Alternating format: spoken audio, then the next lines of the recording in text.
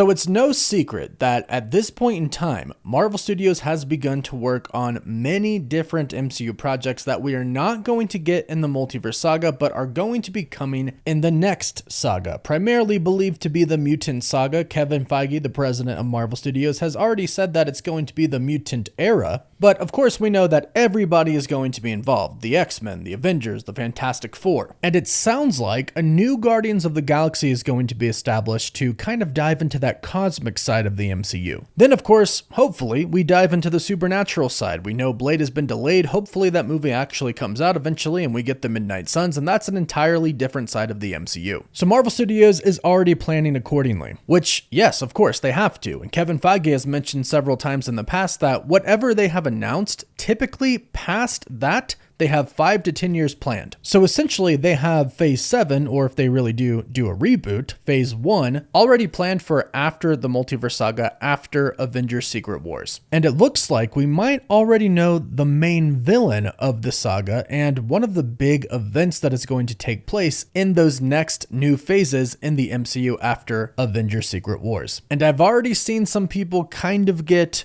pretty worried about this because it sounds like Marvel Studios has multiple big bads planned for the future of the MCU, and these big bads will kind of come out at the same time. The X-Men are going to have a big bad, the Avengers, the Fantastic Four are probably going to continuously deal with Galactus, and now it looks like the cosmic side of the MCU is going to bring in the big bad Annihilus, which many fans are pretty excited about. However, it doesn't really look like they're going to do the Annihilation Wave event in the MCU, at least not yet. And I think it's actually a good idea that they don't do the Annihilation Wave event yet in the MCU based on what we're about to talk about. This new report from insider Daniel RPK. He states that the Nova series will follow a group of Novas led by Richard Rider as they fight Annihilus. Now, the reason a lot of people are concerned is because Annihilus is a huge villain, and the Annihilation Wave event is one of the biggest events from Marvel Comics. So the concern is having Annihilus in a series on Disney Plus might do disservice to him. And really the whole event, if that's the event that they decide to do in the Disney Plus show, because we look back at Secret Invasion and wow, was that a disaster compared to what that event was in the comics. I mean, it's night and day different. And I've seen a lot of people state that they really need to have Annihilus on the big screen and tackle the Annihilation Wave event on the big screen as well. Secret Invasion has proved that telling these giant stories from the comics as a series doesn't exactly work, which is kind of interesting because comics have different issues. The Annihilation run itself was 6 issues with a lot of other mini stories leading up to it. So it works in the comics, but for some reason it doesn't necessarily work for Disney Plus. But Annihilation really is such a huge event in the comics that it probably deserves to be handled over multiple movies, which is why they're probably just going to start off the Annihilation event with the Nova series. This is most likely just going to give us our introduction to Richard Rider in the MCU. And it's most likely that they won't be dealing with the entire Annihilation Wave. The Annihilation Wave was Annihilus's army, an interdimensional army that came from the negative zone, and they have mass amounts of numbers. For example, on the very first day, Annihilation Day, the Annihilation Wave killed 1 million worlds. So just think about how big that army is for a second to kill 1 million worlds in one day. So a massive giant army. I don't really foresee the Nova Corps, or this tiny group of Novas, taking on the Annihilation Wave. They might take on Annihilus, who could come before his army comes, to kind of scope everything out. I think the primary focus of the Nova series is going to do 2 different things. 2 things that I think fans are really going to enjoy. 1, I think they're going to basically set up Richard Rider to be Nova Prime, and 2, possibly get him to be the new leader of the Guardians of the Galaxy team. We have a new Guardians of the Galaxy team in the MCU, and the Guardians are a very important part of Marvel in general. And here's a fact that you might not know. Nova was originally supposed to lead the Guardians of the Galaxy in the MCU, not Star-Lord. Originally, Nicole Perlman was writing the script for the Guardians of the Galaxy, which had Nova leading them. But when James Gunn came in, he cut Nova and decided to use Star-Lord, who in the comics is the actual leader of the team. The reason being for not going with Nova was reportedly because Nova wasn't as big of a character, meaning not as well known as Star-Lord. But now, since Star-Lord is seemingly kind of retired at least, and Chris Pratt might move on from the character in just a bit after Avengers Secret Wars, Marvel could definitely make it happen, and the way that I believe they're going to make it happen is by starting off with the series. Introduce us to Richard Rider. Show us how him and some other Novas get the Nova Force, which shouldn't be that hard considering Thanos decimated Xandar, which is interesting because in the Annihilation event in the comics, it's Annihilus that decimates Xandar, and Nova is the only one remaining. Now, obviously, Marvel Studios is not going to do everything in the MCU like it's done in the comics, because we would obviously know everything that is going to happen. They have to switch it up, which is why Thanos decimating Xandar actually works. That's how Richard Rider could get the Nova Force. So what it sounds like Marvel Studios plans on doing is simply using this series as a way to introduce both of these characters to the MCU. Obviously, Nova is going to stick around for hopefully a very long time and be a pretty prominent character in the MCU moving forward post-Avengers Endgame. And I would hope that they would do the same for Annihilus, have Annihilus be built up. They were kind of going to do this with Kang the Conqueror. They actually started to do this. We had He Who Remains, and then we had Kang himself appear in Ant-Man and the Wasp Quantumania, which was still kind of a big mistake to have him be defeated by Ant-Man, but it doesn't matter anymore because Kang's gone. But what they were doing with Kang was different than Thanos because Kang was actually a bad guy in an actual MCU movie, not just post-credit scenes. The plan was to build him up over movies, over shows, and then have him be the ultimate big bad. So let's hope that that is what they're going to do with Annihilus. They're going to build him up in other projects before he actually does become the ultimate big bad. And having Nova defeat him, or at least push him back, would actually give him a pretty good motive to come back with a huge army to our Earth. And if they were going to use Annihilus as the big bad, not just a big bad in the MCU, this would be a perfect opportunity to have everybody go against him, because in Annihilation in the comics, there are a lot of people involved. We have Nova, Ronan the Accuser, Drax, Peter Quill, Gamora. You have Thanos, who is not on the good side, but of course is on the bad side. But then you have Galactus and the Silver Surfer and some ex-heralds of Galactus, like Firelord. So some big people show up. It's a huge cosmic event, and hopefully, at the very least, Annihilus will be the cosmic big bad. Then we can have a supernatural big bad like Mephisto. And then hopefully we can get another Doom, one that is not played by Robert Downey Jr., but is actually built up in the MCU. I will say though, Doom needs to be an overall big bad. We are kind of getting that right now, obviously with the multiverse saga, but eventually Marvel needs to go revisit and do a proper origin for Doom and build him up once again. The same thing goes for characters like Magneto or Mr. Sinister. Marvel does need to build these characters up, which is why I think it's going to be okay for Annihilus to appear in the Nova series, as long as they don't kill him off in the series. If they kill him off in the series, it's going to be, I would say, a pretty big waste, unless it's just the absolute most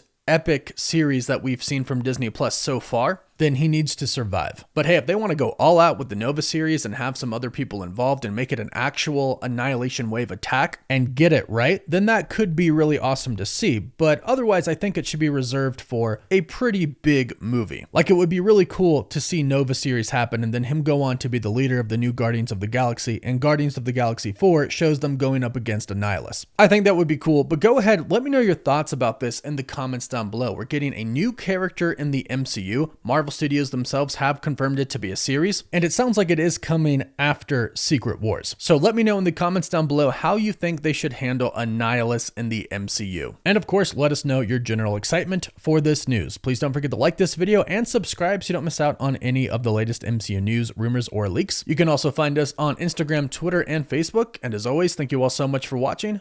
Woof woof.